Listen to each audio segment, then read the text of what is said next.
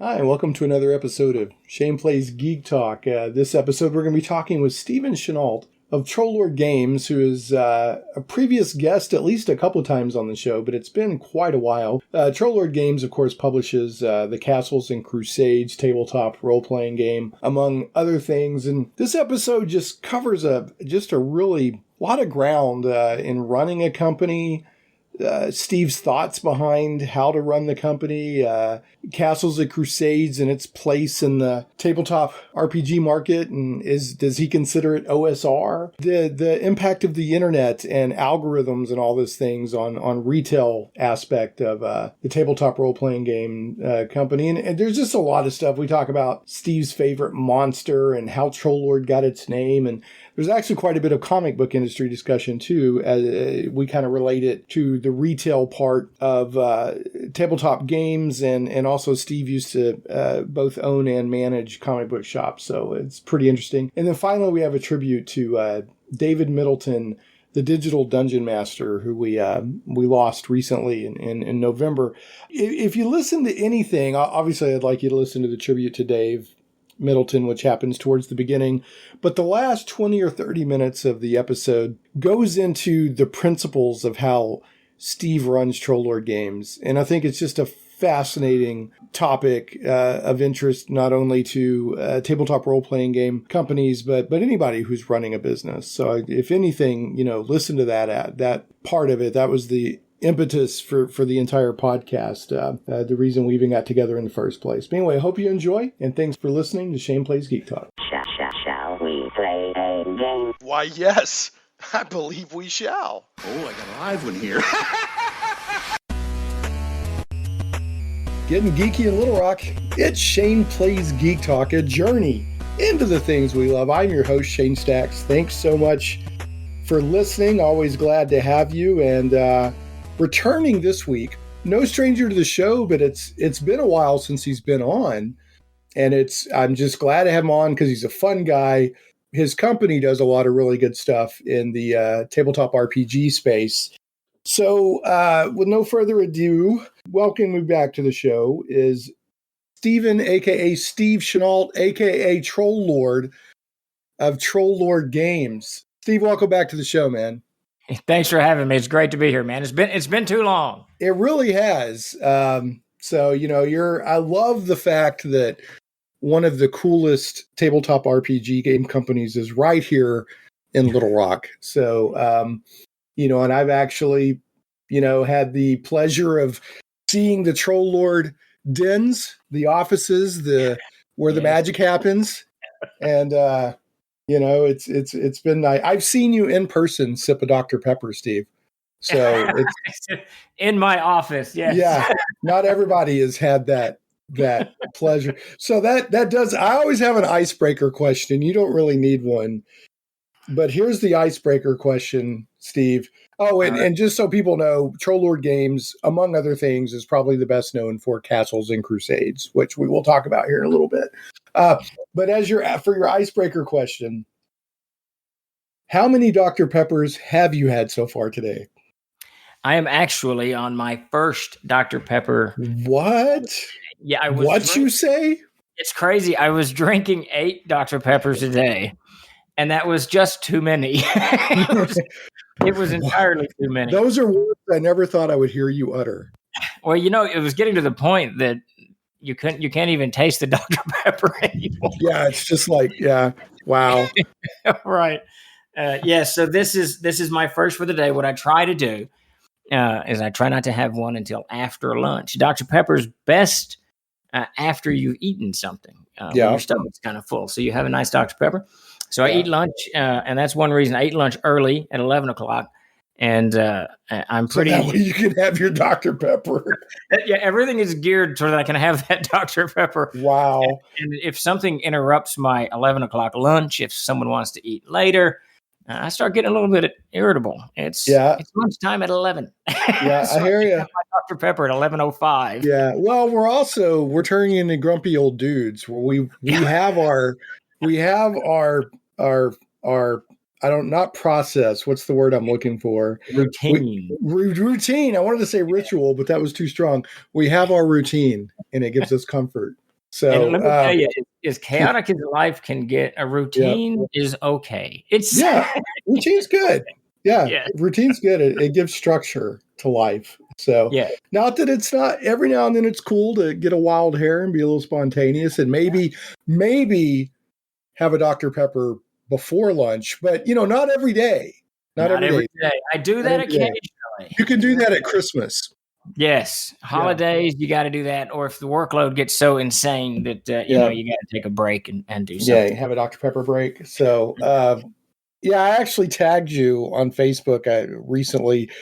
Somebody, I don't know if they're mutual friends or not, but Brian Blevins, who used to own, the big game store in Jacksonville, was, Yeah, yeah, he was right. He's trying to quit Dr. Pepper. So he was writing an ode to Dr. Pepper. And so I tagged you on that. So, I'll check that out. Now, I hear that the sugar-free Dr. Pepper is supposed to be as good as Dr. Pepper. I yeah, it's a find that lie. unlikely, but yeah.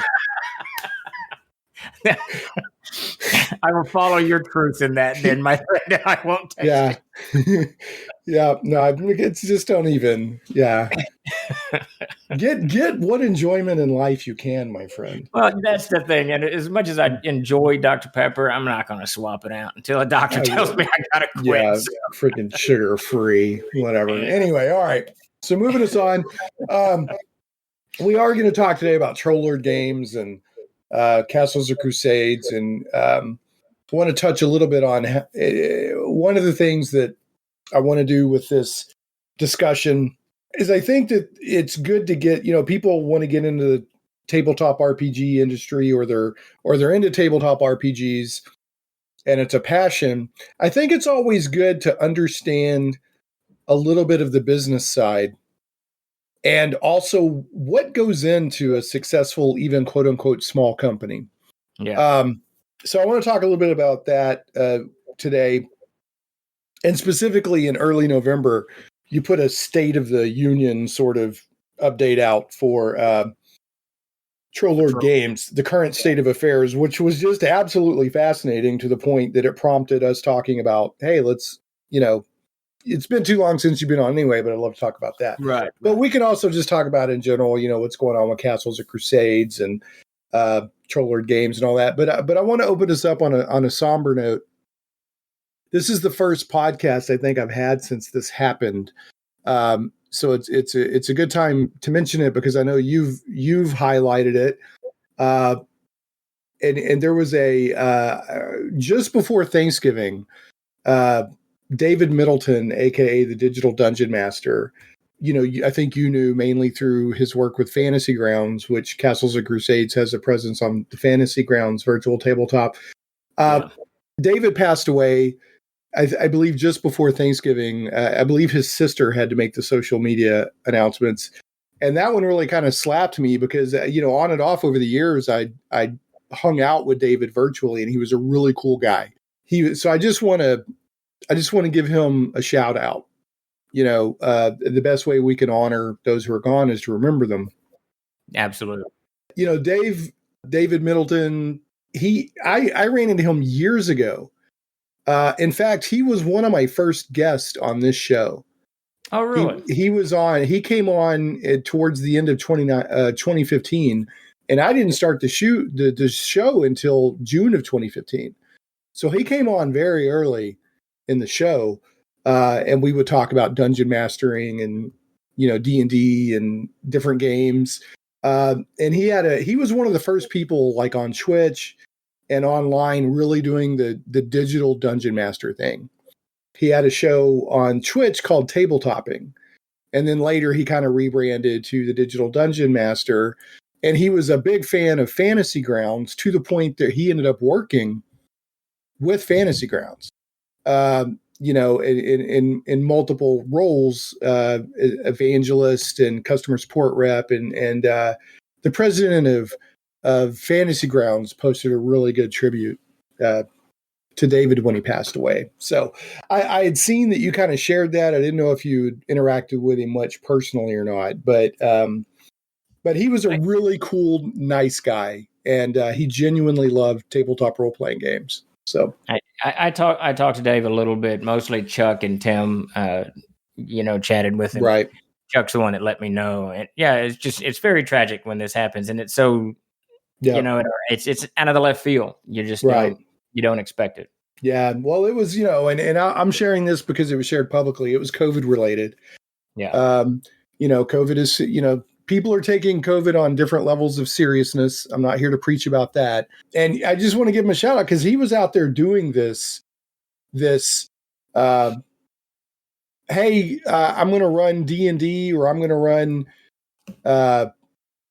what's the Savage Worlds, or I'm going to run Castles of Crusades. He ran all kinds of games on his Twitch channel years before that became a big deal. Right. And he would do 24-hour marathons to help raise money for charity. And he was a cool guy. So I just want to throw out some love to Dave Middleton, aka the Digital Dungeon Master. He was out there doing it. Not that it's the people that are doing stuff now are cool. There's nothing wrong with that. But I think a lot of times the early pioneers often get forgotten. No, I think you're right. And someone like Dave kind of went out there, naked and brave because it's brand new. Nobody else is doing it. So you're kind of breaking that ground and breaking the trail. Boy, he worked it like a bit. He was like 7 days a week. I mean, he worked it. Like I said, more than once he did 24-hour marathons. He stayed up 24 hours running games to raise money for charity. And he told me, I'm pretty sure he shared this publicly. He was so embarrassed. Like the first hour or two that he was online, he wore a bag on his head. He's like, I'm just going to be the guy with the bag on his head. But then he's like, and he took the bag off and just, but anyway, all right. So, just wanted to give some love to Dave Middleton, the Digital Dungeon Master. So let's not forget him. All right. So I have another icebreaker question for you. All right. Steve. Again, not that you need them, but these are always fun. Why do you love the Gibbering Mouther so much?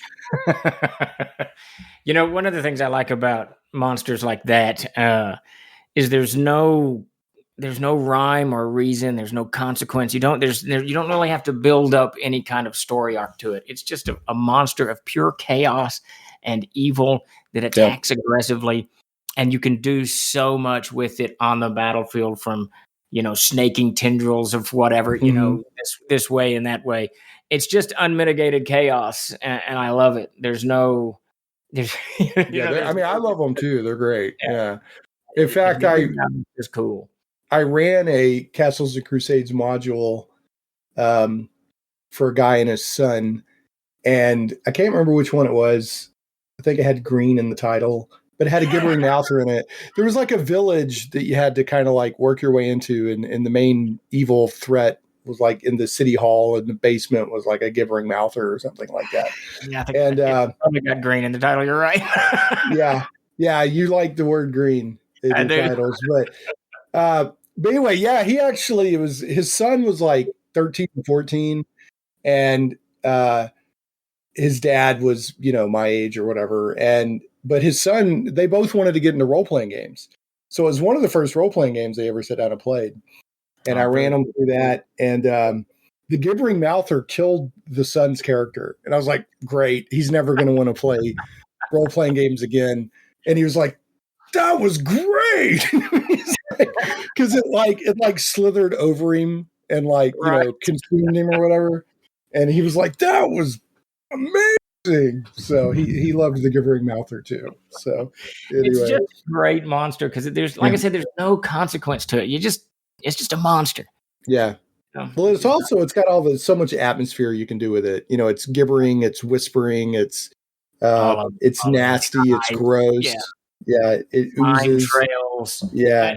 It harks back to those people who are fans of Michael Moorcock's Elric and Corum, and that unmitigated chaos is just weird. Yeah, just weirdness. Yeah. That's great. All right, so that's on the record. The Troll Lord loves the Gibbering Mouther. So why didn't you call it Gibbering Mouther games? Do I? GMG. That would have been better. You know, the Troll Lord. How did we even come up with that? The Troll Lord in our original big game, which we played from 1986 to like 2006. The enemy was this wizard, Trigol the Mage, later Nulok, that they called, because he was the Lord of Trolls, they called the Troll Lord in the game. And I think when we were having our first company meeting, we went over a whole bunch of different names, but we all settled on that because it kind of had this common root in the game table that we'd been playing forever. Though surprisingly, the Gibbering Mouther should have been there. You know, that should have been the one. But Yeah. Well, I could see this first company meeting, and your brother Davis is a character. I could see Davis like leaping up on the table, astride the table, and proclaiming that it should be Davis Lord Games. He gets rather enthusiastic occasionally. No doubt. How involved is he still fairly involved, or who's doing what with Troll Lord right now? We've come full circle now. Davis, he left the company in like 2005. We do a little bit here and there after the Player's Handbook came out, and then he'd write an occasional adventure for us. But about 2 years ago, maybe 3, he's come back on full bore, and he's our primary writer at the moment. He's just rolling stuff out, working on a new game. So he's still with us. And Mac, of course, the company was founded, for those who don't know, by myself, Mac Olin, and Davis, my brother David Chenault, back in 1999, debuted in 2000. And Mac and I are still very, very, very good friends. But he's got his own law stuff going on.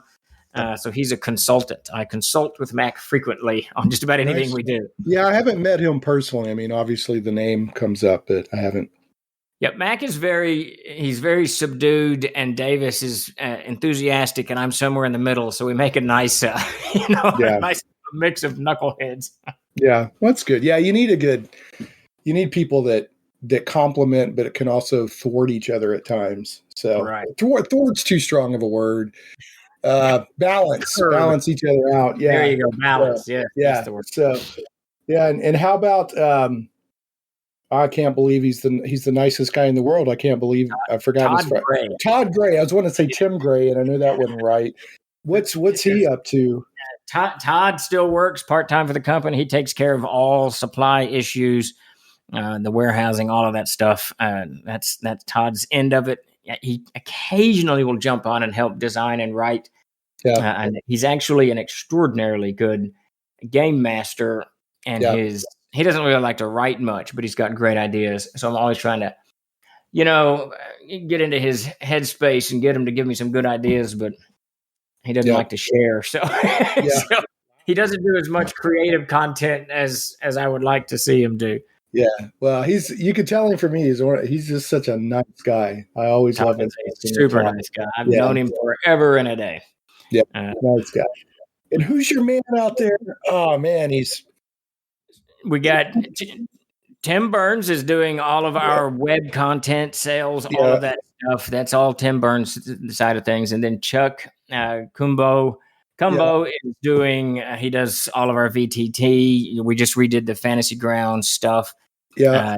Chuck headed that up, and we're working on Roll20 and Foundry now, and all the various. Yeah, that's smart. I mean, I love in-person tabletop gaming, but supporting products on the VTTs is very, very important. I mean, that's how during the pandemic, that's how our groups kept going. It's the younger people I've watched in the past few years. A lot of younger people have entered the hobby. Now, most of it through the D&D vehicle, but they are extraordinarily comfortable with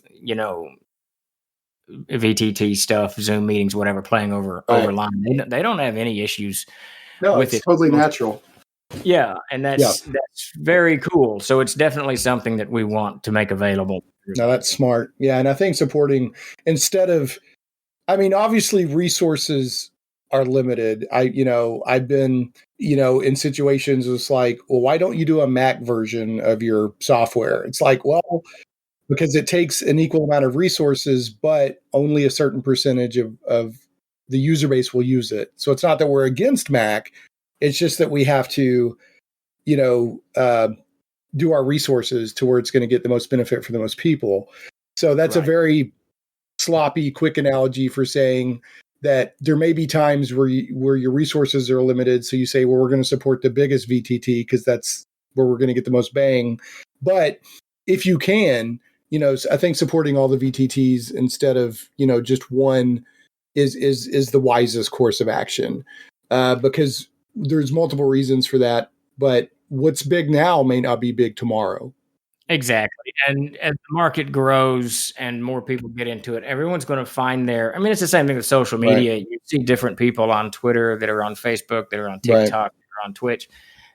Everyone finds, where they're comfortable at. And interestingly enough, we're in a place in time and history where all of these platforms are available pretty cheaply, and you can find that. When you and I were kids, you basically went to the comic book store or Sears to get your books. That was pretty much it. Walden, I think Walden Books was where I saw most of them. Or do you ever remember? We're both.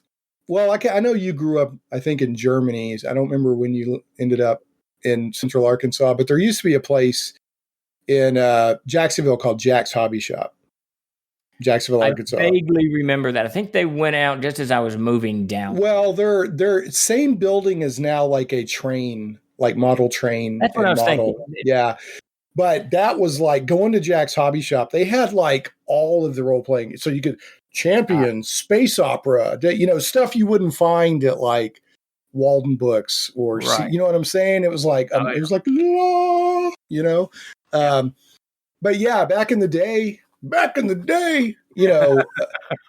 access was different, It's funny. I do a regular Twitch show on Tuesdays and Thursdays at 4:30 to 5:30, and a lot of it's just jibber jabbering. But in the course of these conversations, I've come to realize a few things about myself, and I don't really think of myself as being particularly older because I still game. I feel the same way, all that stuff. No, we're a different generation, bro. When I was in kindergarten, I went to a one-room schoolhouse. That I remember. So when that came up in the conversation, that was just funny. And then I remember one of my favorite comic book stores was actually a store that a gentleman had in his carport basement. There was a basement underneath his carport. And when you went down in, there was lights hanging from the ceiling, and it was all kind of yellowish, the color, and just. So was that early 80s? That would have been 78. Yeah, that's 70. When comic book stores were just like this really novel idea. Yes. And it wasn't the collector's market hadn't begun. There was nothing. I mean, it was, you bought older comic books that were worth something, but the companies themselves weren't churning out stuff just for the direct market didn't exist. It was, I still lament. Yeah, me too. I bang this drum a lot, on this show, but for discoverability, okay, the direct market has some advantages, okay, but for discoverability and getting people into the comic book hobby, nothing could beat every convenience store you walking into that having the Hey Kids comic. Yep. Grocery stores everywhere. So, and that's not just nostalgia. I mean, every kid had comic books because of that rack. And it's interesting too. Yeah. The first comic book I bought was at a hardware store because it had a magazine rack. It's Green Lantern, Green Arrow. Yeah, you get comic books at Kroger or Walmart. It was in the magazine rack.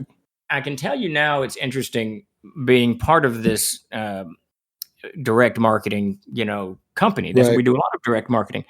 But we've shifted because you're 100% right that exposure that you get in retail shops is far greater than you're getting even online. And the reason being, this was different just 5 years ago, but in the last few years, companies like Facebook and Twitter and Twitch and all of these others, their algorithms have gotten to the point that when you put something out, it's going to go to those people who are already kind of aware of it. You know what I mean? You're not getting as much as exposure as even online you were getting 5 years ago. The algorithms have gotten very, very well. That's the holy grail of marketing is targeted ads. They've been working on that for years. They want that so bad. Yeah, it's very interesting because we're seeing not as rapid a growth in our mailing list now as we were just a few years ago, and I think it's because we're not getting exposure to that many new people. Now, Interesting. the most recent release of Castles and Crusades has seen that turn around, but it's very interesting kind of fighting this algorithm, trying to figure out how to get outside of the footprint that you've already made, Yeah. And bring your product to new people.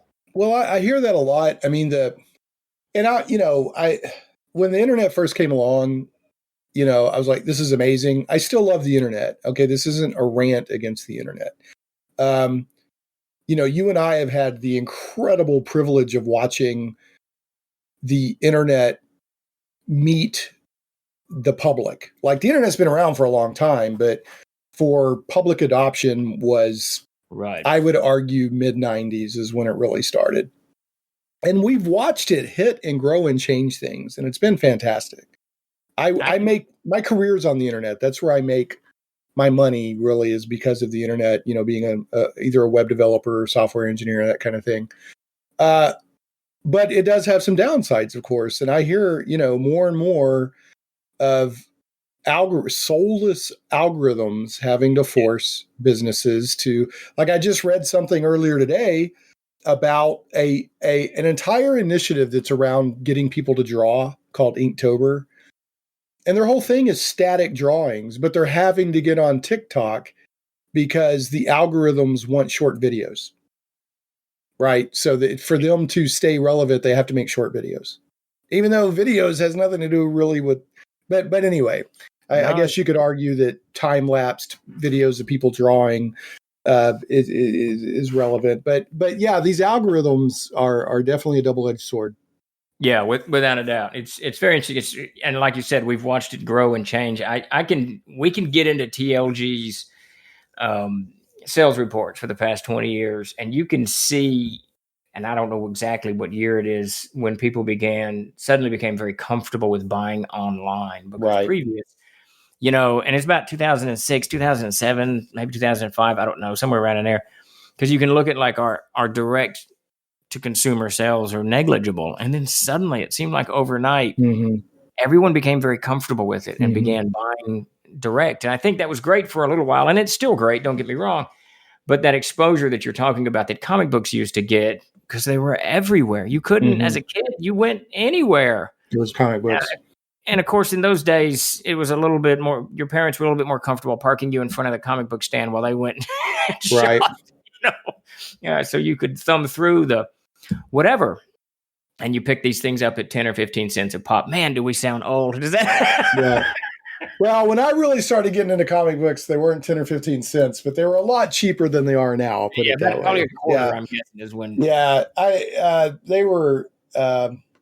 I really started going nuts on comic books about 83, 84.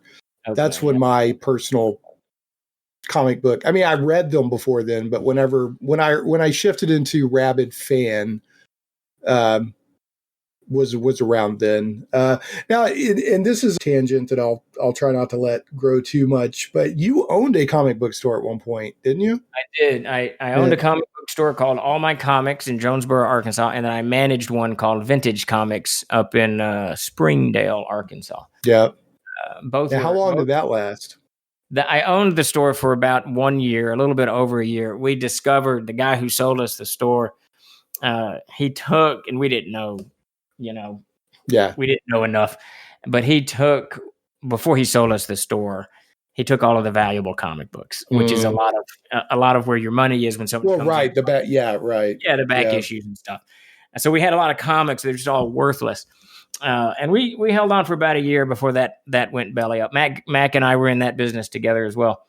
And then years later, I managed vintage stock for about 2 years up in Springdale. Yeah. And that was a lot of fun. That was a comic book, game, just about anything and everything store. Well, I'll tell you, the past several years, I wouldn't want anything to do with running a comic book store because they just have all these issues with diamond and distribution and then also just political arguments have trickled into the fandom. It's always been there to a certain extent, but it's just, it's gotten to where being a comic book fan, in my opinion, is not as fun as it used to be, even though I'm still a big fan and I still buy comic books and read them. But yeah, back in the 80s or for a while in the 90s, I think owning or working in a comic book store would have been real fun. It was fun. I have no regrets about either of those. It was just a lot. It was just cool. That's cool. So how much like that knowledge you got on working with customers, how retail channels work, knowing how to display stuff to grab people's attention, how much of that rolled over into Troll Lord? To your customer relations roll over a lot, and actually just the idea what carried over with me more so from vintage stock and all my comics. We didn't have any idea what we were doing. We kind of just did what the guy we bought the store from did. But at vintage stock, it was a little different. I learned kind of not only how things are displayed, but more importantly, how customers react to things, how people come into the comic book store and, how they react to this stand or how they react to other people there or, whatever's going on. So it was just kind of a general how to interact with this whole fandom. And when I say fandom of comic books, I'm kind of lumping all of it in there, from Star Wars, Star Trek, RPGs, all of it. It's comic books. This is this huge subculture that's best captured at Dragon Con. If you want to see it all together at once. There's a Venn diagram where it all kinds of come together in the middle. There's a lot of crossover. So, and at vintage stock, which was really cool because it had comics and games and console games and records, and vinyls, I guess vinyl we would say, and books, all kinds of stuff, that I got this really nice crossover, and just people. And I think a lot of that, the approach that I learned there carried over in my approach with Troll Lord games, and just at conventions and dealing with people online, whatever, trying to keep it fun, which is at the end of the day, at vintage stock and all my comics, Troll Lords, booths, wherever, people don't want to get into this hobby to get aggravated or to get right. Yeah, they're trying to scratch an itch and have some fun and get some relief from real life. I mean, that's one of the things, and this is a whole nother discussion that I'm not going to open up in this particular discussion we're having. But for me, okay, let me put in quotes and underline, for me, comic books, role-playing games, related types of hobbies and activities, TV shows, whatever. I want escapism from real life. That's what I want. I want to have some fun. I want to check the real world at the door for a few hours and get away. I don't want everything to represent something from the real world. I don't want everything to have to be layers of gray and to reflect dynamics in the real world political and cultural landscape. I don't. I don't. And it goes for any subject. Generally speaking, if I'm watching, like one of my favorite movies is Reign of Fire. Yeah. All I need to know is that dragons have woken up and they're burning. Right. They don't have to represent anything. Right. We don't have to understand the dragon. We don't have to analyze what the dragon may or may not represent and how does our reaction to the dragon represent us. And so it sounds like them being dismissive. And I'm trying not to be, because there are people that use role-playing games for that kind of thing. And more seriously, more power to you. Yeah. But that's not why I'm here. So here's one of the things, because I know exactly where you're coming from. One of the philosophies behind Castles and Crusades and the way we publish the RPG itself. So if you get into Castles and Crusades, you're not going to see any rules for, women and men play different or any of that stuff or any of it. There's fighters, there's clerics, there's whatever. The races have specific abilities, but all of this stuff is malleable. You change the game however you want it. Once you've picked that game up, if you want it to have, if you want to get on Twitch and use Castles and Crusades as a vehicle to, express whatever philosophy you have, fantastic. Right. That's what the game is there for. I welcome it, whatever. It's great. For me, I prefer just to get in there and kill orcs and move on. That's one of the reasons we're very specific with CNC. I don't want any of that stuff to trickle in there from the publisher standpoint. From the publishers, Right. I'm just making a game. You take that game and do whatever Right. you And want. if a group wants to do a multi-layered analysis, that's fine. I'm really not down on that. Yeah. What I don't like is when people say, if you play a certain style, then you're somehow wrong. And and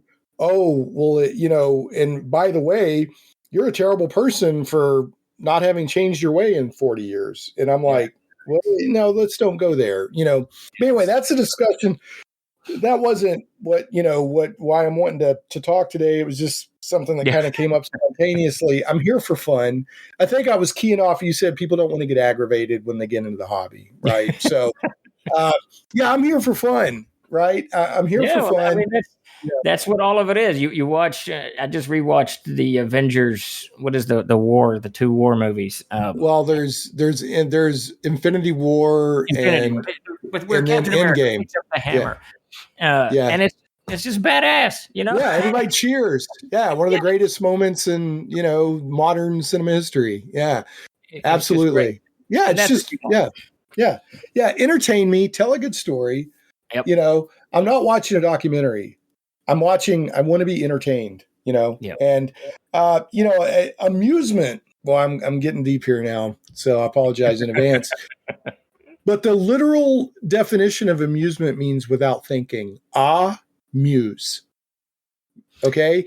Interesting. I did not. If you break it like it means without. I'm not thinking. I'm just relaxing. So amusements literally means like just turn your brain off and relax for a little bit. One of my favorite expressions is thinking is way overrated. It can be. Yeah.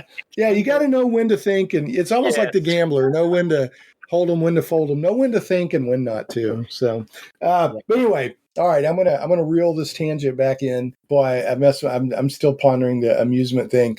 If people understand what I'm talking about,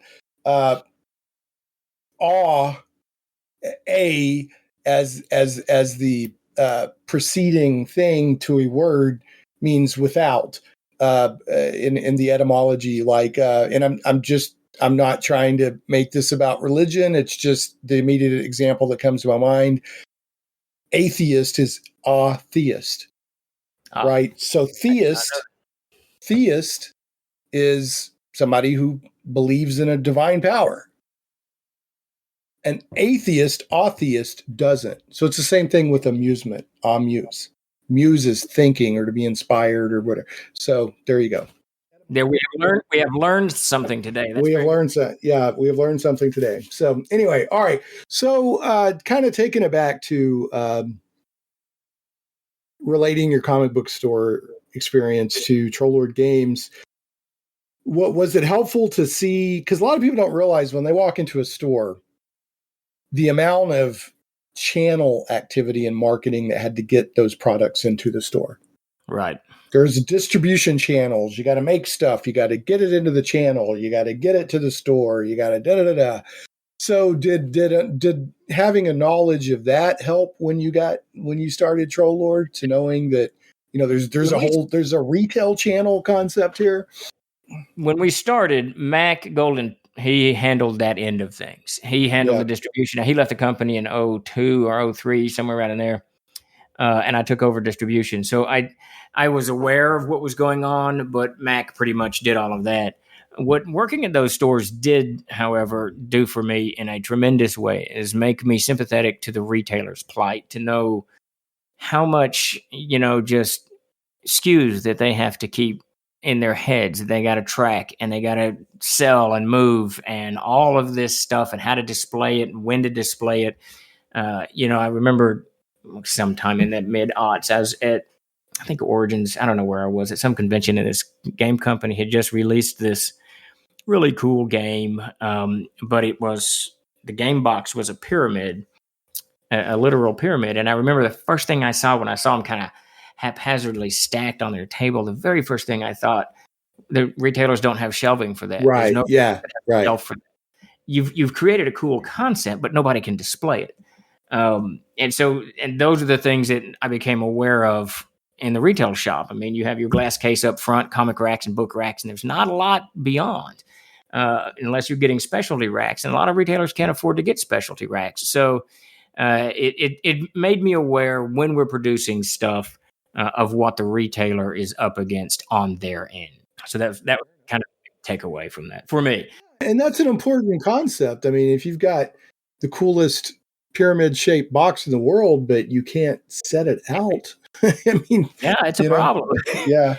And this is before direct online is such a huge thing. So it's a real problem. When we first started about, I don't know, it was like 93, I'd have to pull the reports, but it's like 93% of our business was through distribution and retail. Now it's completely flipped. That is, that's actually pretty high for when was that? When was it that high? In the year 2000 through about 2004. Now you can see it starting in 03, 04, it begins to shift to direct to retail and then direct to consumers. And by 2008, the shift starts becoming extraordinary. And then by 10, it's flipped completely on its head. For industries like tabletop RPGs, I mean, stuff like crowdfunding, Kickstarter, Indiegogo is just really a godsend. I mean, it still doesn't solve that issue of people randomly walking by a shelf and seeing your product, right? But I mean, and I'm assuming a lot here based on what other publishers have told me. I think you've shared with me before that Kickstarter has been good, but I mean, would you say that it's a godsend, or where are you at with crowdfunding? Yeah, the nice thing about what Kickstarter did, its timing was very good. When D20, 3.5 D20 collapsed in 04, 05, somewhere around in there, 06, something around in there, the market took a horrific beating. And what so many retailers had ordered stuff and so many distributors had ordered stuff. So I want to hold on. Sorry about it. So basically at that time and still now to a point, as goes D&D, so goes the industry. Is that what you're saying? Okay. Let me give you kind of how that worked. So when that market collapsed and all of these companies had all of this Dungeons and Dragons, this D20 material that they could not sell. I remember talking to one distributor. He filled 3 dumpsters, long dumpsters of D&D books because he couldn't move them. So suddenly you've got a retail shop, and this is what we experienced in 06, 07, 08. You've got a retail shop that maybe 10% of their revenue is from role-playing games. And of that, 80% of their revenue is from Dungeons and Dragons. So when D&D collapsed, and it didn't recover with 4th edition, when D&D collapsed, you've got to put money into something that's going to be like 1 or 2% of your overall sales, to pick up smaller publishers. So they quit. Yeah. So of course, it only makes, people are like, oh man, that's uncool, but it only makes economic sense if you're trying to put food on the table. What's his profit going to be over a year? $50, $100? It's not worth the time and effort. So we saw a general collapse all up and down. Now, there was this rough couple of years that Gary Gygax's name got us through because we were still selling Gygax in those days. But Kickstarter comes along not long after that, about 08, I think, 09, something like that. And the first people who used it did not do it terribly effectively. But once companies became comfortable with it and customers started becoming comfortable with it, Kickstarter rapidly replaced what we had known for years as the distribution system, whereby you would send in a ad copy, covers, some art, your MSRP, and the distributors would order it, and then you'd base your print run off of that. Well, when the D&D stuff collapsed, the distributors weren't ordering any RPGs or bare bones RPGs. So we had no way to know what would sell or how it would sell or what you should print. The very first printing of Castles and Crusades, our opening distributor orders were 150 copies. Now, I cajoled him into... So was that the little box when you did the box set? This was the first printing hardcover book. Okay. And you can't, in this industry, you can't print 500 copies of something and sell it through distribution. It's going to get, a 55. Yeah, there's economies of scale if you're using... Absolutely. And your print cost is going to be more than you're making. So that was untenable. But that's where we were. And then by 8, 9, something like that, whenever it is, Kickstarter wanders in suddenly. And I know this was nobody's intent, but this is the way it's turned out. Kickstarter completely replaced that distribution model where suddenly you could be guaranteed 30, 60, 400, 500, whatever it is, sales. And then you could justify a large print run, which get your cost all the way down so that you could actually afford to stay in business. And it took TLG maybe 3 or 4 years to work that model. And it was a rough time between about 08 and maybe 12, 13, somewhere around in there. So if you don't mind me asking, there's a lot of questions I have coming out of this, but and if you don't mind me asking, feel free to dodge the question, but did you ever just did you come close to saying forget it and just throw in the towel, or? There's 3 times. The first time, this would have been when the market was collapsing in 05. We had just sent the Book of Familiars to press. I had a lot ordered. All of the pre-orders vanished, so we were going to have a huge print bill with nothing. And a very, very good friend of mine, I was TLG was extraordinarily short of cash, and a good friend of mine, Aldo Giazzi, who at the time he ran Impressions, I gave him a call and said, dude, I'm out unless I can get $5,000. And he sent me $5,000 without even a hesitation. So that salvaged the company. So kudos to Mr. Giazzi there. And then when Gary died, I couldn't quite figure out, because at that point, CNC was not doing well. It was doing okay. But, and once Gary died, I kind of lost my, desire to do it, because working with him was a lot of fun. I can only imagine. Yeah. In fact, one of these days, I'd love to sit down with you and record an interview just on your memories of Gary. But anyway, keep going. Sorry, I interrupted you. Yeah, and then the third time was when it had gotten so just dismal before pre-Kickstarter, after distribution collapse. It was just, and we'd lost the Gygax properties when Miss Gygax, pulled the licenses on those. Right. So it was a rough. A few times I've almost said, what am I doing here? Yeah, any business that's gone for any amount of time has probably had those moments. So, but is it fair to say that now you're like, this is good? This is what, do you feel like that? Okay. Yeah. You're cooking with grease. Yes, very much so. We've had a really, in the last, what is this, 2022, probably since about 2017. I'd have to look at the books, but it's been a good long time now. We've seen a good, solid trajectory of growth, and in the last 2 years, it's just really popped. That's something that I'm pleased to hear, because I figured the pandemic was going to kill, a huge percentage of the tabletop role-playing game industry, but that's not what I'm hearing. Yeah, I think it actually did the opposite. I think so many people were put at home, and this is where I could be wrong on this, but in the last couple of years, we've seen this explosion amongst young people, gaming in general, and I think it's because they're stuck at home. I had 2 kids in college; both had to come home, and what do you do? Yeah. What the heck? Yeah, what are you gonna do? Yeah, I think you saw a lot of people enter the hobby, and which is really cool. On the gender demographics, I think we saw a huge number of women coming into the hobby in the last 3 or 4 years, which is fantastic. I mean, it's like a breath of fresh air. Just a whole new group of people have discovered the hobby. Well, there's been a huge there's been a lot of different factors that have come together to tabletop role playing is just in a renaissance that's probably stronger than it ever was whenever it was big back in the 80s. Probably. That there's a lot of things that came together. I don't watch Critical Role, but I've got to give them props for increasing the scope and awareness of the hobby. Yeah.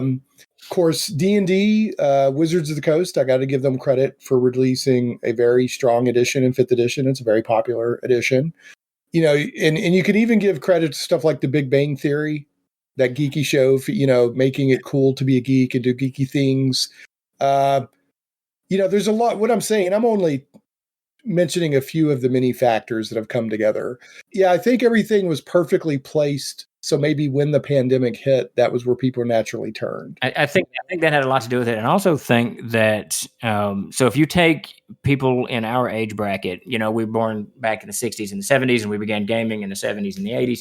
and it was still kind of this outlying thing, right? Big time, yeah. People played Monopoly and they played whatever other games there are. I can't remember any of them, but they played whatever. But we played RPGs and this kind of this outlying thing. And it doesn't ever really change until video games become a thing. And video games, of course, start getting real popular in the 90s. But by the aughts or 05 or 06 or whatever, there's everybody's playing video games. Men, women, children, especially this younger generation of Zoomers. Now, I've looked at the studies. The females tend to play, I think it was for the most part, phone games or something. I can't remember what it is. And guys played console games or whatever, but none of that matters when it comes to RPGs, because an RPG is neither of those things. It's a creative outlet that can have as much violence in it as you want, or it can have as much role-playing in it as you want. You can take the RPG and tailor it to whatever type of game you play. So I think whether you were a phone player, a console player, a PC player, whatever kind of video game you played, role-playing games offer you a perfect outlet. And one of the things I discovered watching my kids and nephews grow up in the 2000s is that they play games, any kind of game, all the time. They love to game. So I think to transition over to RPGs was very, very natural. And in fact, I think that they shifted from the video game to the RPG to the tabletop far easier and quicker than people our age would have when we left RPGs and say we started playing Doom or Duke Nukem or whatever, to shift back to the tabletop. I think that for younger people, it's just another game. There's nothing special about board games. Right. It's the cultural perception of what an RPG is, what D&D is, what those funny dice are, is completely different. Yep. So which is both good and bad. It's good because more people are playing. For me, as an old school player, it's sad because it's lost some of that mystique. You know? But I can see that. I think it's great because I love to watch. I don't know. I'm on TikTok now. We got Troller Games on TikTok about a year ago, 8 months ago. Yeah.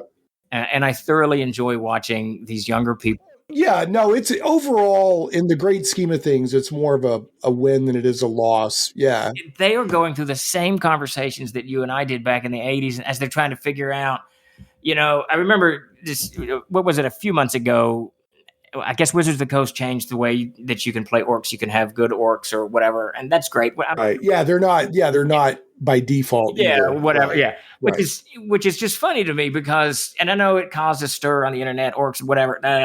But I remember having these conversations at the table back in the 80s. I remember killing a troll way back when, and the troll's mate rushed in to save a piece of the troll's body and took it away, and so that it would regenerate. Regenerate. And we found out later, of course, that they're just an old married couple. Yeah, there is. I mean, that's the thing. Once you take it away from a two-dimensional dungeon crawler, that's what I'm saying. It is a legitimate way to play to add layers of complexity to it.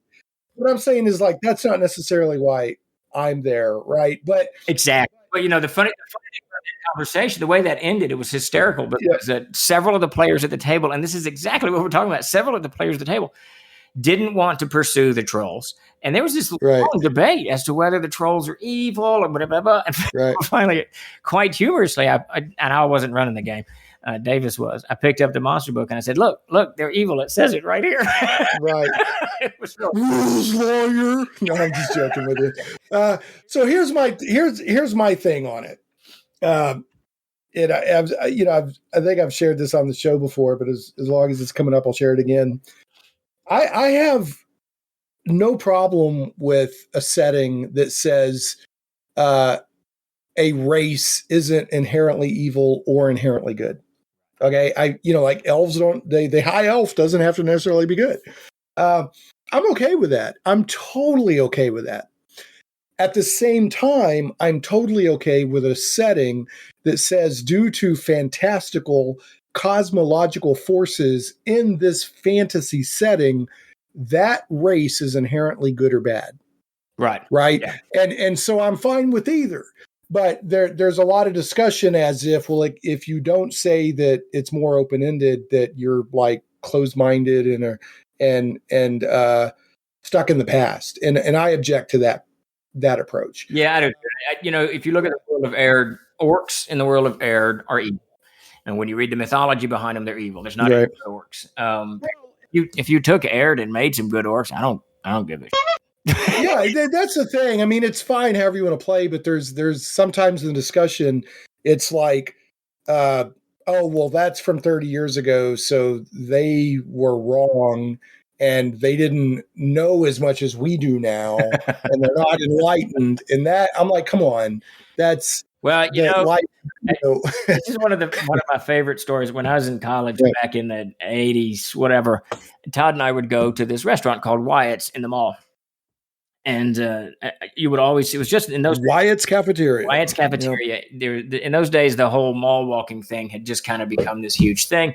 So you would see all of these elderly women kind of walking, and then their husbands or better halves or whatever would be sitting at these benches just waiting. And I remember commenting to Todd, I remember this very vividly, because I was facing the window where I could see 5 or 6 of these guys, and Todd's just eating away. And I said, what are those? Those guys aren't saying anything. They're just sitting there for like an hour. They haven't said a word.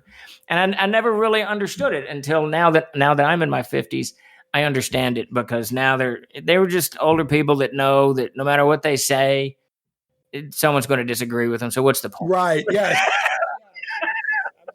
Yeah, you do get more comfortable. It's like, look, I'm not trying to be contrary, right? But this is how I am, and I'm not looking to have a fight all the time. But at the same time, I don't agree with you, And but the thing is, I think that gets lost on the other side.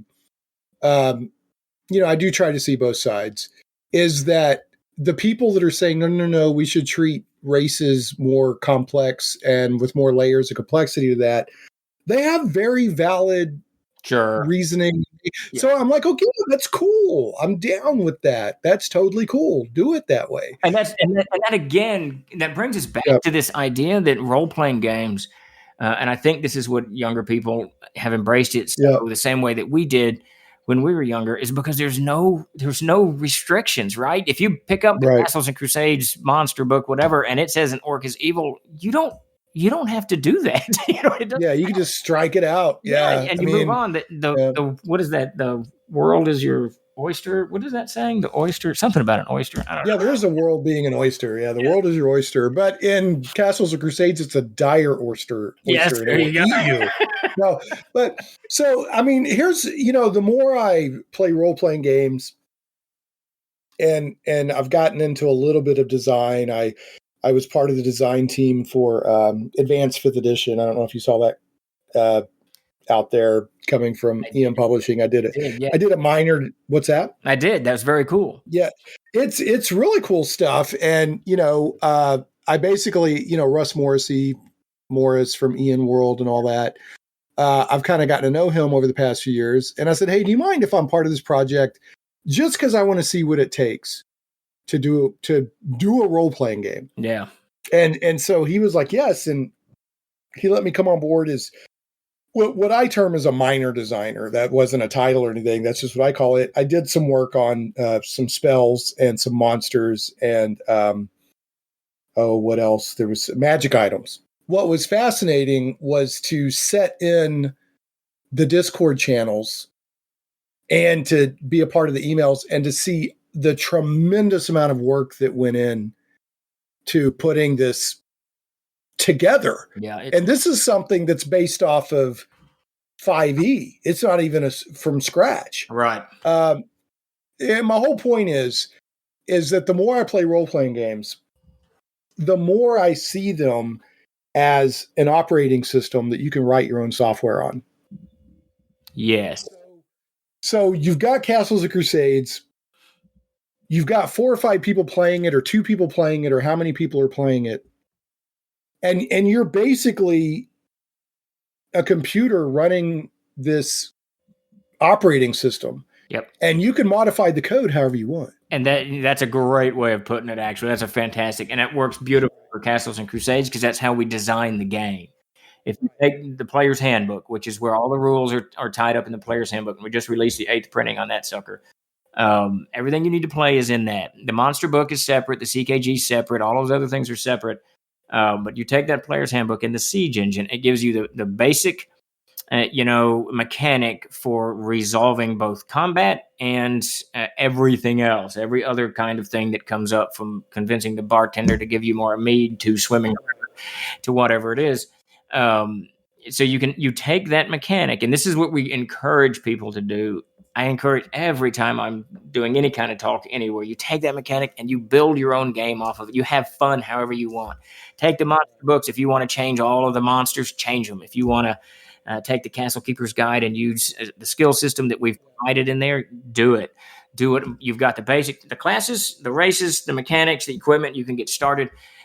Go and now have as much fun as you humanly can, because at the end of the day, that's what we want to do. Right. Have fun. And that is my, a few years ago, I think I did a post and a podcast on how to be a good DM or GM and how to know if you are. Oh, interesting. And the number one thing is, are people having fun and are people coming back every week? Right. If so, you're a good DM, or you're a good CK, or you're a good GM. That's the number one quality indicator right there. You are spot on. I see so many of these young people who post, I DM'd my first session. I'm really nervous how it went, blah, blah, blah. And every time, if I do comment, every time it's the same way. Do they want to play again? You did good. Yep. You did good. That's the number one indicator. Yep. Are they coming back on their own without you having to kind of, you know what I mean? Like constantly, if they're showing up every week on their own, they're having fun. Yeah. Keep doing what you're doing. Right. Exactly. Yeah. So not that it's totally fine I see a lot more discussion these days of GMing or CKing or DMing as a craft. Nothing wrong with looking at it that way. Refine your craft, right? Get better, whatever. But don't get so caught up in that you forget that everybody's there to have fun. Exactly. Right. Yeah. So nothing wrong with that. All right. Well, I want to kind of start moving us towards the final topic here. I did want to say that I wanted to give a shout out to Troll Lord and Castles and Crusades. These tribute covers you're doing on your new printings, yes, are fantastic. They all look good, but the Monsters and Treasures in particular looks amazing. And they're new art. They're their own art, but they're tributes to old school D&D art from the covers. But they look great.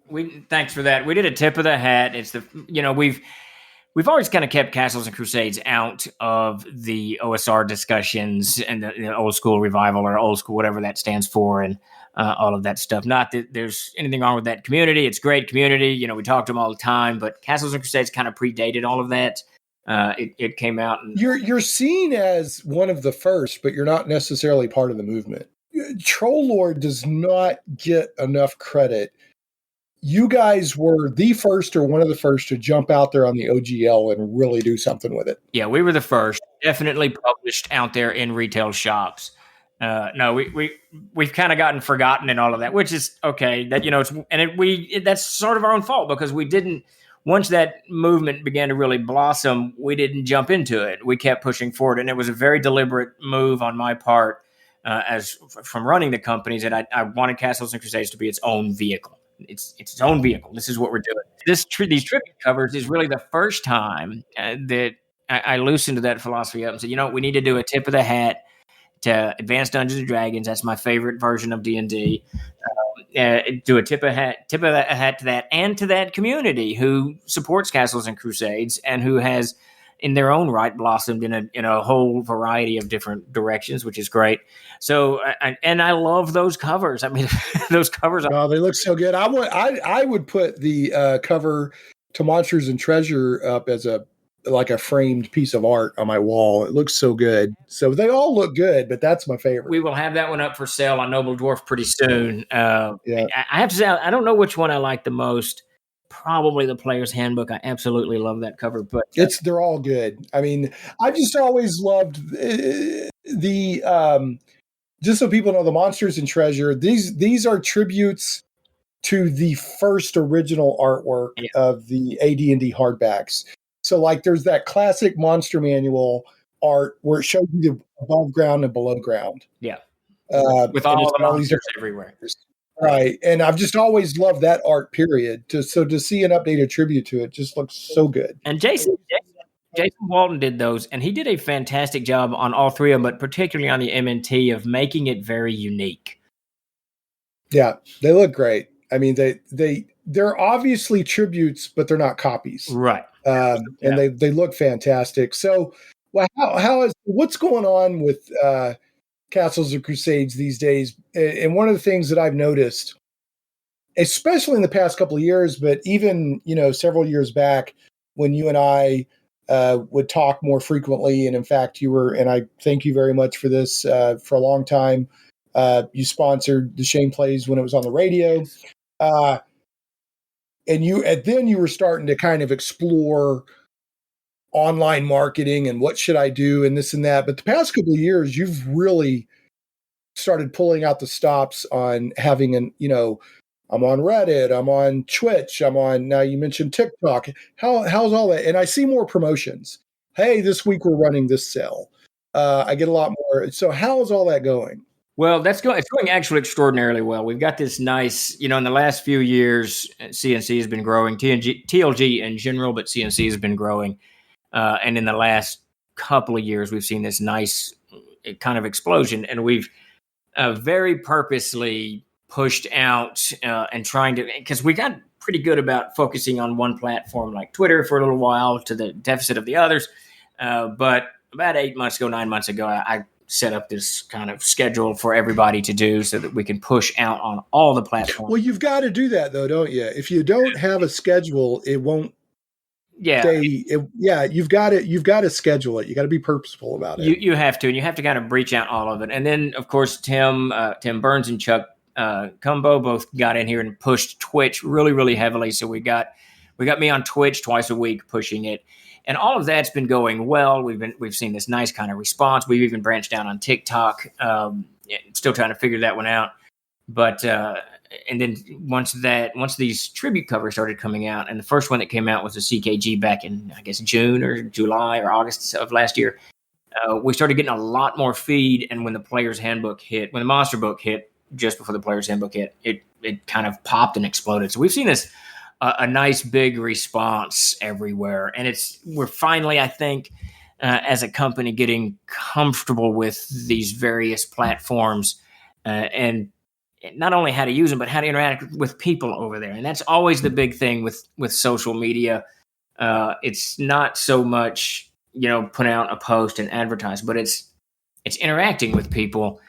And you get comfortable interacting with people on this platform to the deficit of this one. So it's trying to figure that balance out, because just like most people out there, you find that social media platform that you like the best. I like Twitter. I like Facebook. I like TikTok, whatever it is. And you don't go to the others as much. Well, publishers, Trollord Games, we have that same issue. I try to figure out which one I like the best, and then I like this one the most, so I don't go to these others as much.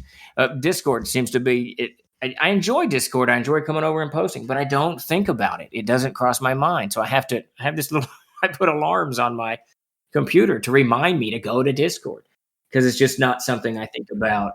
Well, I think that's a smarter approach because it's going to be another loose, sloppy analogy, but when the web really started, I've been involved with the web, developer or even in business development or whatever, since the mid to late 90s. From hobbyist on the web to it's been a major part of my career. So watching it grow completely. Yeah, watching it grow and seeing it as, not just watching it grow from being the fun CB radio, worldwide right. CB radio, to being like, how everything's done. You remember the days when you'd get an email and that was like a dopamine hit. You're like, oh, I got an email. Yeah. And now it's like, oh, I got an email. And I used to caution clients because they never listen to me, but I try to caution them anyway. Like when radio came along, it didn't destroy the newspaper. And when TV came along, it didn't destroy radio. And when the internet came along, it didn't destroy TV. What it does is it further fragments so that you have to hit multiple venues to reach everybody. Right. Right. So it's the same way. You can't just do Facebook. Yep. You can't just do Twitter. You've got to have if you're wanting to do it, if you're really wanting to reach the people out there, you've got to have a strategy to touch as many as your reresources will allow. No, I think you're spot on. And that's a great analogy. If you don't mind, I'm going to use that in my next staff. Go for it. No, go, please. Please. It's one of my personal soapboxes. Yeah, well, that's a perfect way of putting it too. And you're right. You've got to figure out how to reach out on all of these. And it can be challenging. Well, I think that you hit the nail on the head. It's like you have to be purposeful, and you literally have to schedule it. Yeah. Like I need to go make this post, or I need to interact, So, and I don't really see like, and this is just my perception, like Discord is like a good your existing community, but it's not really, I don't see it as the best venue for like attracting new customers. No, you know what I mean? But it's a great place to keep up with your existing community. Well, I'm glad. I've really been seeing the effort and the pay, that you've been doing, and so I'm glad to hear it's paying off. I think it's smart. I think that for Troll Lord Games and I think that you're probably ahead of the game compared to a lot of other similar sized. Yeah, we hope. Game companies. You're actually a publishing company. You're Chenault and Gray. Yeah.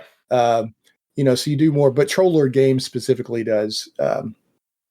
What has Chenault and Gray been up to lately? I think the last thing I got from y'all was like a Tarzan book or something. Yeah, we printed the 3 Tarzan and the Princess of Mars, and then At the Earth's Core. And our next big project through Chenault and Gray, we did a Kickstarter on it last year, but it'll be the Robert E. Howard art. Yeah, those are great. That stuff you do with Michael Tierney are just fantastic. Yeah. So really good stuff there. And then we've got a subsidiary, another company called Innsmeat Productions, and we're going to look into revisiting. If you remember, we did a few, I think 2. You did the commercials, yeah. It was like The Walking Dead, but they were finding like Castles of Crusades stuff or something. We're going to revisit that here, hopefully, very, very soon. Yeah, those were smart. Yeah, where it was like it was post-apocalyptic wasteland, but they were finding like, we found a treasure, and it was like a bag of like Castles of Crusades books or something. It was great. I love both of those things. Yeah. Well, I hope that goes well. So back to Castles of Crusades, Troll Lord Games. I want to kind of wrap up. If you have any announcements for Castles of Crusades right now, please feel free to share them. Well, let me just throw out, we've just released the 8th printing of the Player's Handbook. We've completely overhauled the look and design of the book, including a mountain of new art.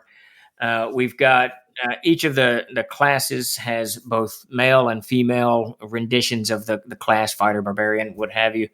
The book itself is just much easier to navigate now. It's been full color for a while, but it's just the layout's much, much better. So definitely check that out. You can download, that's the 8th printing. You can download the 7th printing for free on the website if you want to check the actual system out. And of course, we've got the Castle Keeper's Guide to the Monsters and Treasures with their new covers. So I want to make sure people heard that. You can get a free copy of the Player's Handbook 7th edition. Digital, a digital copy. Digital. Yes. You can download it PDF from, was it trolllord.com? Go to www.trolllord.com and head over to our store, type in Player's Handbook, and you'll find it. It should be. Get a copy of it. Yeah. And one thing I have noticed, every time Troll Lord, like when you do a new printing of your core rule books, you don't change the edition. No. But they're not just, we're doing another run. Like sometimes they'll get different covers, or they'll get different layouts, or they'll be, it's not just, I'm just going to get another copy of the book I've already got. Right. We try to improve it, both. It's still same game. Same game. The mechanics have not changed since our first printing in 2004. So if you've got a first, second, third, fourth printing, you can play just as easily with the eighth. Nothing's going to have changed. So we've been very careful with that. And so long as I'm sitting at the helm, we don't intend to do a second edition or. I was going to ask about that because, like, evidently for a long time, Pathfinder's hill they died on was there will never be a second edition, but then they did one. So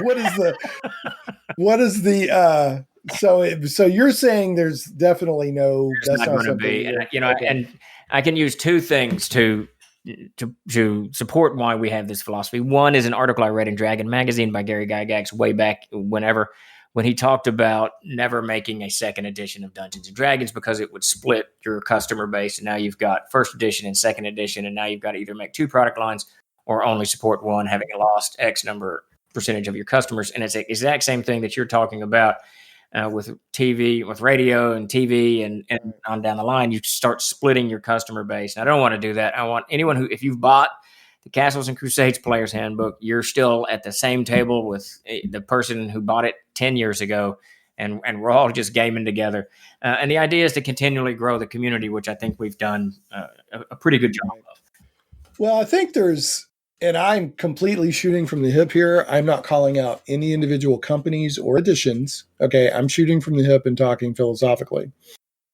Having been a longtime tabletop RPG player and watched the industry and talked with fellow players, I'm not opposed to the idea of any game ever having a new edition. There better be a good reason beyond just we're not selling any copies of the new book, so let's arbitrarily change the mechanics and push out a new edition. Right. I understand you're a big business.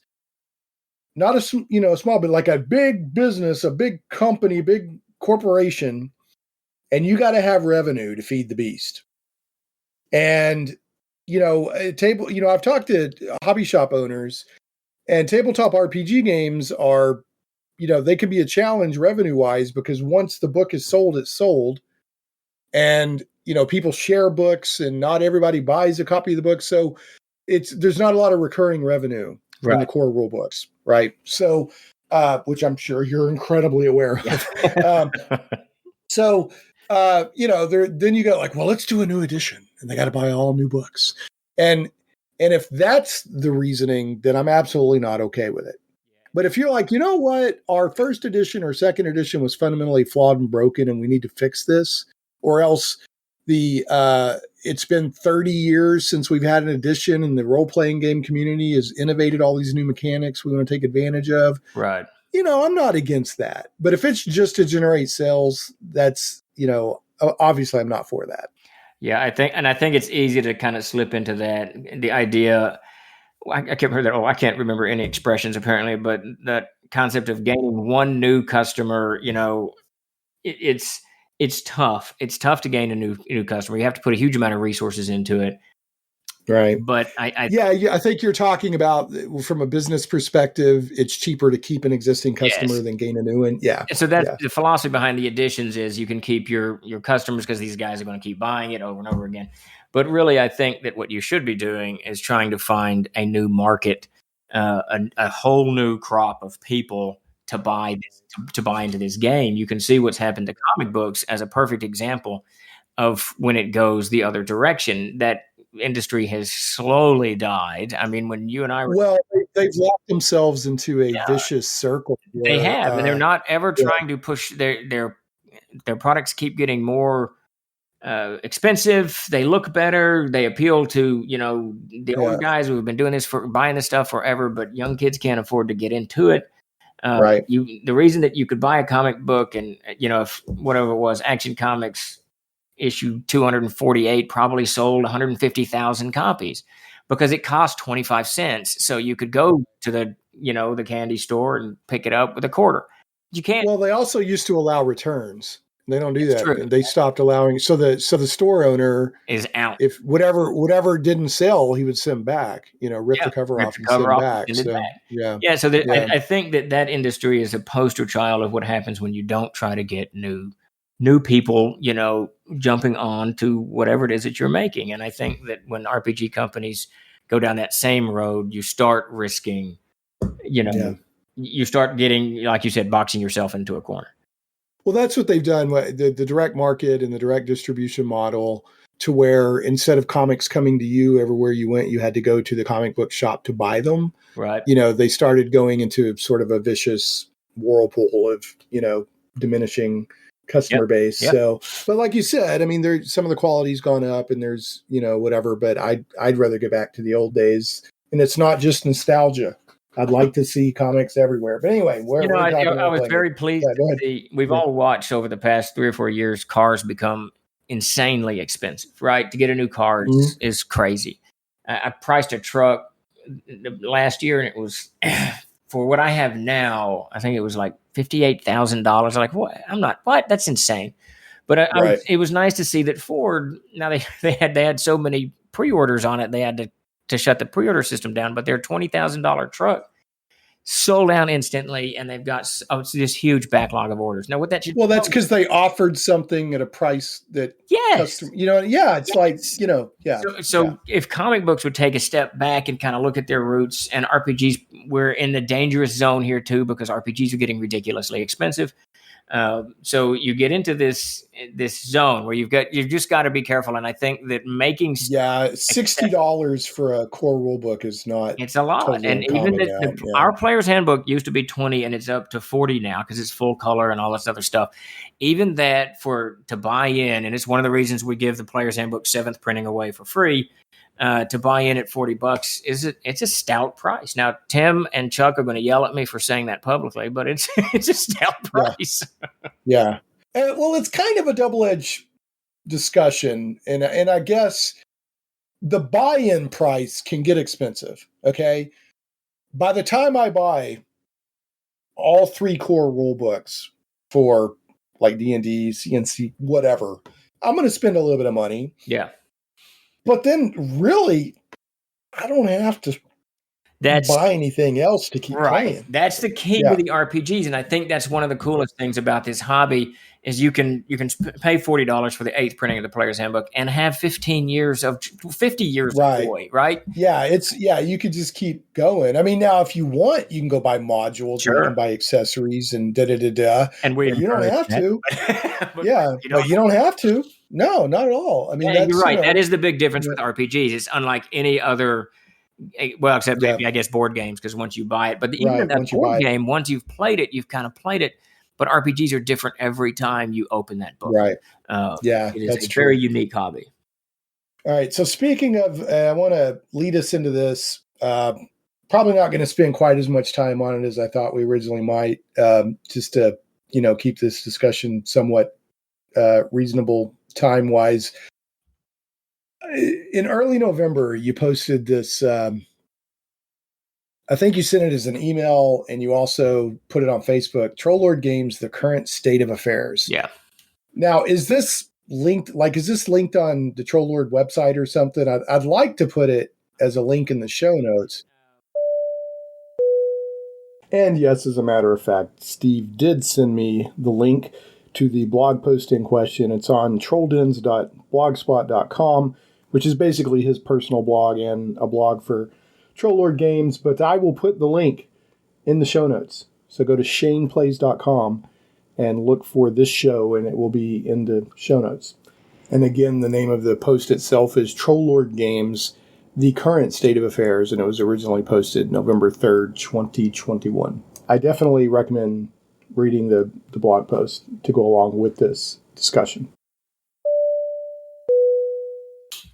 And really, the reason I'm wanting to link it is so that people that are interested in this kind of thing can go read it. Because you went into enough detail, there's no way we can really go through the whole thing during this conversation. Yeah, it's pretty long. But for the tabletop RPG industry, and I would argue for a lot of other industries, there is a lot of good advice and wisdom in here on running a smaller company. Really, just a company in general, because a lot of these principles scale. So you basically said it was Troll Lord Games, current state of affairs. You posted it November 3rd, 2021. I read the whole thing, and I thought it was great.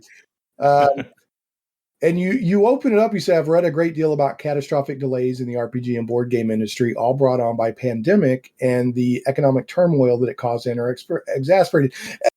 That's true because a lot of people depend on having their stuff manufactured in China. Yes. And that's not, I'm not here to say that it's good or bad. That's just how it is. China has positioned itself as the world's manufacturer. They've retooled their, people say, well, let's just start manufacturing everything in the US again. It's like, well, we could, but we can't just flip a switch and make it happen because they built all these factories. They've got them all retooled. They're set up. They position themselves purposefully to be attractive for manufacturing stuff. But then after it's manufactured, it's got to get on a boat or a plane or something and get to where it's going. And the pandemic has messed a lot of that up. And then China being like, well, we've got to shut this factory down because people are sick. Costs started going up. So the point is, due to a multitude of factors, things started getting delayed and more expensive in the tabletop RPG. Like, hey, we kickstarted for this much and it was supposed to be delivered on this date, but then the pandemic happened. So there was a lot of that going on. Okay, so you want to say there have been press releases explaining it, Kickstarter delays, conferences, and so forth. I felt it was high time to let you know how TLG, high time, Steve, let you all know how TLG has and is coping with this. So below is a long note to all those who have so generously supported TLG over these many years, Troll Lord Games, obviously, as well as the curious viewer to let you know where we stand and how it impacted us. You can read the short as desired or the long as desired, or skip this and go watch the X-Files. And you said you'll try to refrain from discussing the mysterious crash of 47. It was just a weather balloon, Steve. Here's the thing on Roswell. I don't know what happened, but I can tell you one thing I'm absolutely convinced of. It wasn't a weather balloon. All right, moving on. I actually just read. I just read a really good book that went over all of this stuff. It's very fascinating stuff. Well, there's just too much weirdness for it to be an evidence. There's a lot of weirdness. Yeah. So something happened. I don't know what it was, but it wasn't a weather balloon. Okay. Was that a double negative? It was not a weather balloon. Okay, the short. Here's the short. Troll Lord Games manufactures domestically. The pandemic has had almost no impact on our releases and caused Troll Lord Games no delays. We offer veteran discounts and programs and recycle about everything. Any delays and problems have nothing to do with the supply chain, pandemic, or any other cause. It lies squarely on my desk. Now, it lies squarely on this right next to your can of Dr. Pepper. Now, I know from talking to you over the years that you're not just suddenly saying this. You've clued me in on your philosophy for running Troll Lord Games, up to and including, and I don't know if you still do, but for a while you had like an industrial class printer and you printed a lot of your stuff right there. We still do our own stuff, yes. And you purposefully have kept as much of the business, domestic as possible. Yes. Not only for business reasons, but also for, patriotic's not the right word, but like, why outsource if you don't have to? Keep the business here, right? Yeah. So now the long of it goes over a lot of stuff. I can't go through everything, but off your memory of writing this, before I try to pick out points, is there anything that you want to add to the long of it rather than the short of it? Well, the long really kind of covers both the roll up of COVID, and I read the news a lot. I follow what's going on, so I could, as soon as it jumped into Korea, I could see something was going to happen. If this wasn't going to be, and this goes back into a philosophy I've had with TLG for a long time.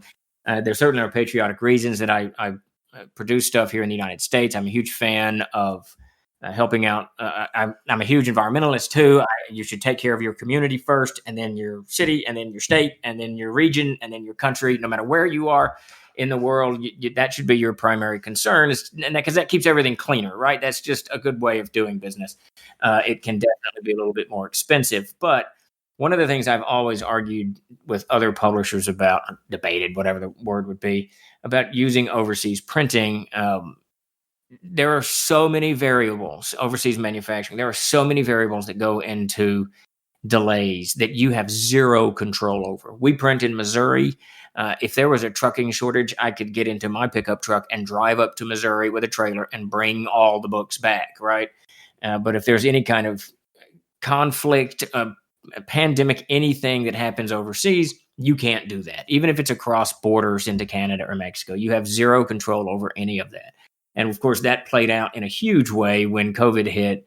And the Chinese government began shutting down factories, even doing recalls. I remember they recalled some of their boats with medical supplies that were already en route to Western countries or whatever.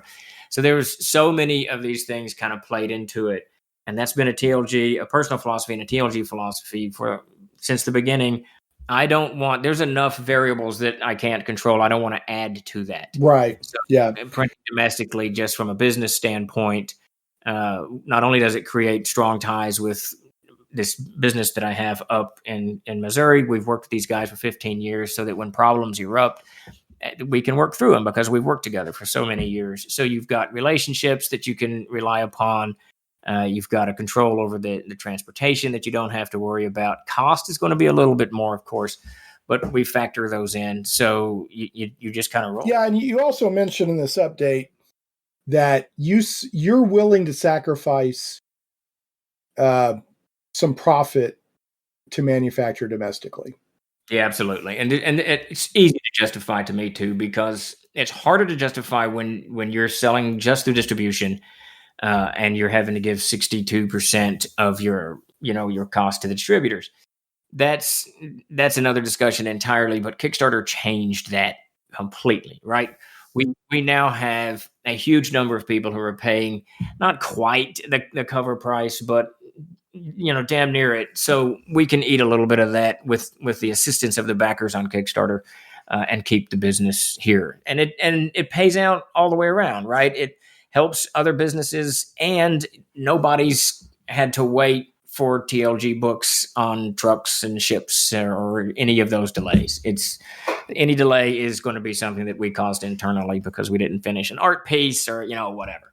But I think that it works on so many levels. But we suffer a little bit of profit loss. There's no doubt. But you're willing to. I mean, you believe enough in these principles that you're okay with that. And you're the one making the decision. You're not forcing that decision on your customers. You're making that decision, which is we're not ready. Yeah. See, that's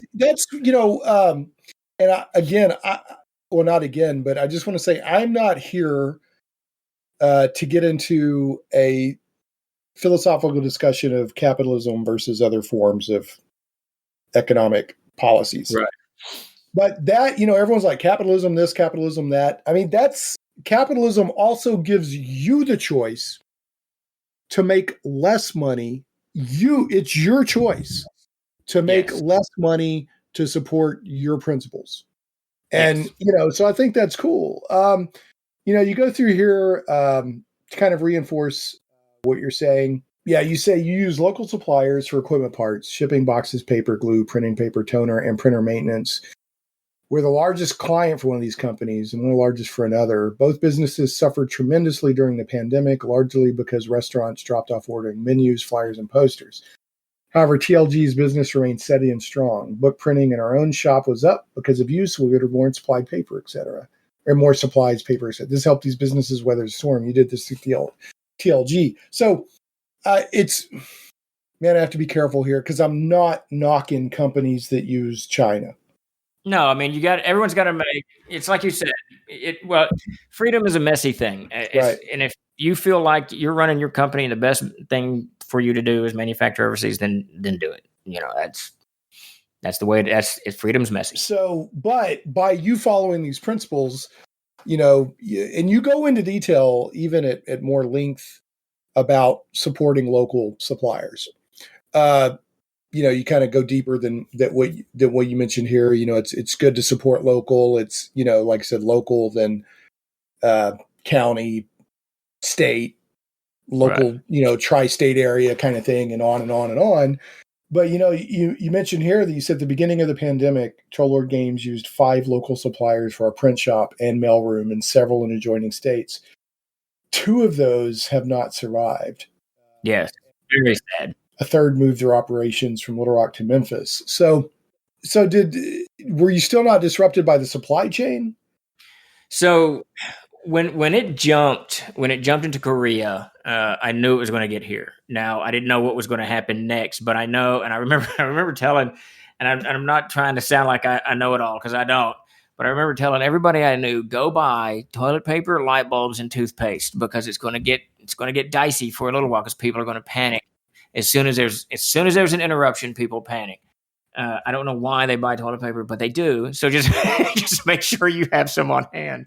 Right. But for Troll Lord Games' purposes, I got a little bit nervous that I might have, and it's not so much. So when we order paper for our own print shop, we try to make certain that it's manufactured domestically, right? It's not coming from overseas anywhere. Now, sometimes it does. Sometimes our paper comes from Germany.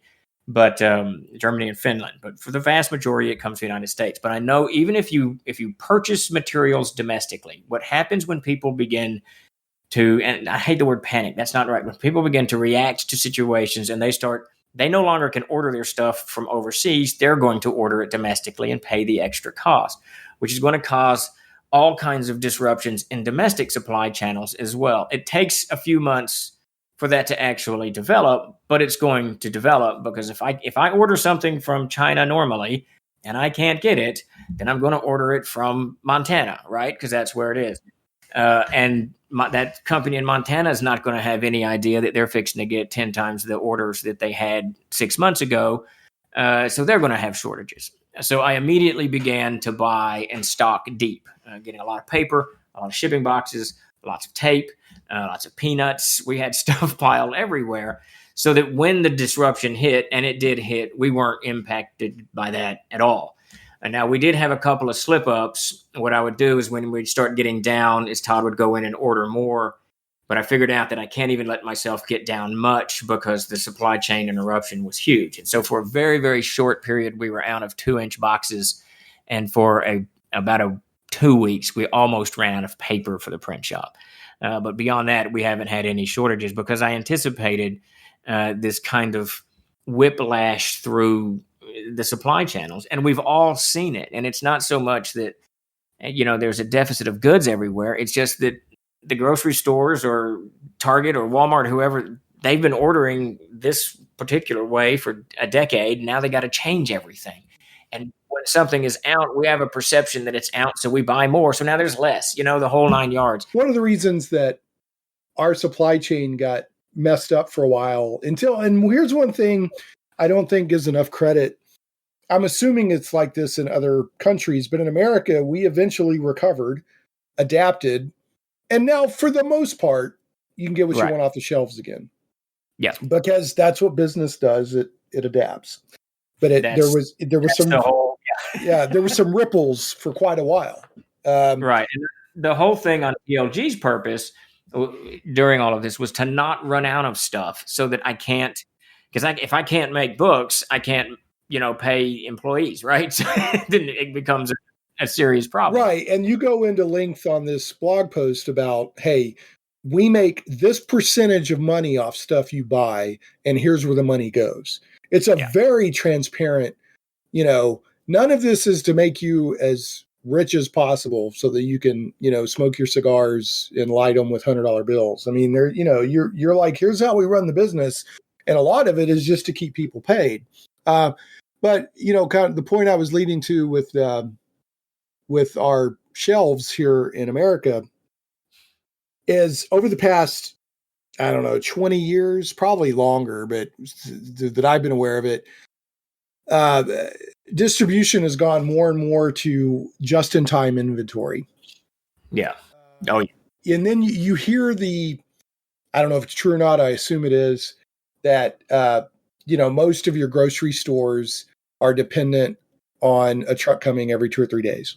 That can go anywhere from there's only enough stuff in the store for 3 days, or it could go as much as like when you go to Walmart and you buy a candy bar, the distribution gets alerted that Walmart needs a candy bar on the next shipment so that it can replace that one single candy bar. That's called just-in-time inventory. And just-in-time inventory lets you run at the thinnest possible operating Margin. costs, Yeah. right? Thin margin, and you don't get stuck with a lot of inventory, but you can be disrupted super easy if a wrinkle hits. You can see that in the 2 grocery stores that I deal with here. I'm not going to name any names, but one is continually out of things, and the other one is never, not during the entire pandemic, has it been out of things. Oh, wow. So you can tell the way they, their inventory model. Obviously operating differently. Well, when you have the executives looking at a bottom line, just-in-time inventory looks great because it's like we only have exactly what we need to sell. But it assumes that everything's going to run perfect every day and that COVID doesn't exist. So exactly. What I'm saying, they go somewhere else. By doing these principles, you're like, hey, we do things domestically.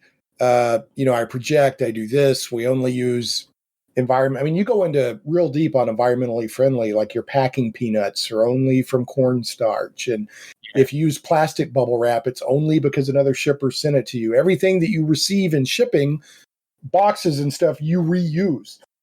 Yes. And then you use local companies and What I'm saying is by following your own principles, and you'd even said to me before, we do everything locally. We try not to depend on uncertain supply chains. You were able to weather COVID like a champ.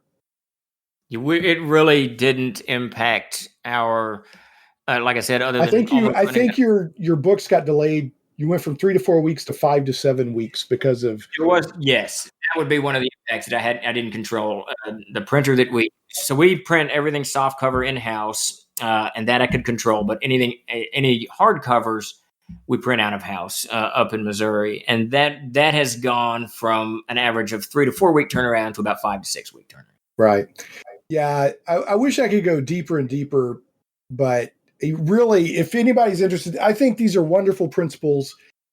Like I said, larger businesses could benefit from them as well. But if you're a small business in America or really anywhere, I think there's some really good advice and wisdom in here for running your business because and I'm just using this because it's a good analogy, not because I'm trying to proselytize.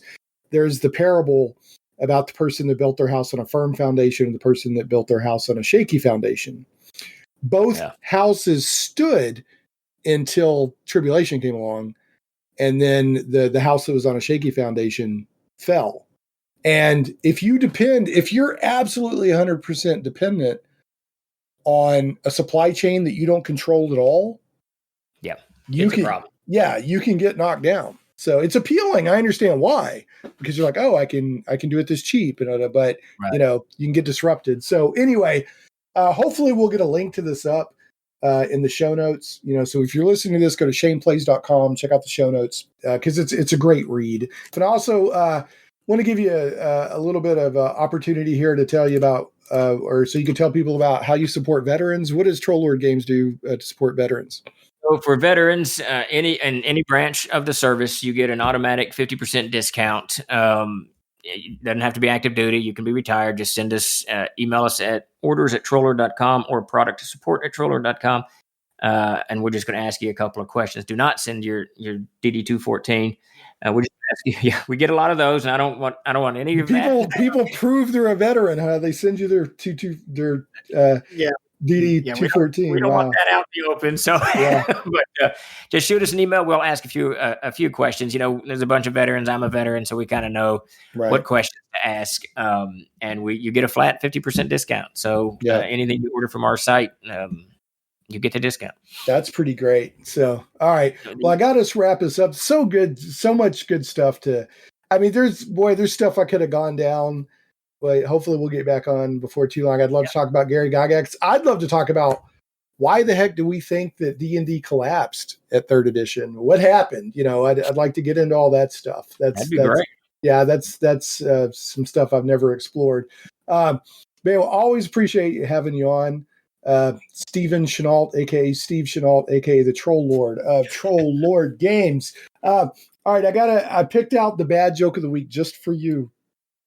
So here we go. You ready? All right, here we go. You probably heard this one before, but What kind of doctor is Dr. Pepper? I don't know. A physician. Jesus Christ. I have heard that one before. Yes. It's pretty great. What's the thing on there's like a meme that goes around that says, I'd like a Dr. Pepper. You're like, it shows people like at a restaurant and the waitress is like, the person's like, I want a Dr. Pepper. And the waitress is like, is Mr. Pibb okay? And the person's like, is Monopoly money okay? Yeah, I love that one. Because Mr. Pibb is not Dr. Pepper. Right. What about Dr. Nut? Remember Dr. Nut back in the 80s? Yeah, there's a Dr. Thunder. Yeah, I remember Dr. Thunder. Yeah. I was on deployment in the Army and I couldn't get Dr. Pepper, so I tried Dr. Thunder. It was not good. It was not good. I will say, I don't dislike. I will drink a Dr. Pepper. It's not, I'm like, oh, it's all right. I don't dislike it.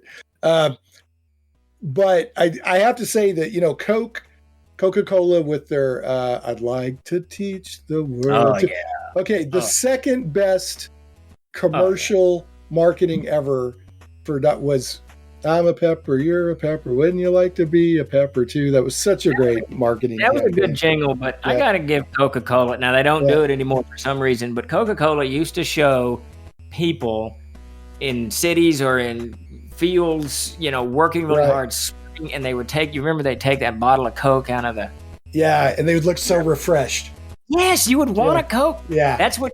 To sell a soft drink, that's what you should be doing. Yeah, no, that was good advertising. Yeah. I don't know if it's still true or not, but for a long time, Coca-Cola was the number one recognized brand worldwide. So I think it still is. Yeah. I think so. Anyway, all right.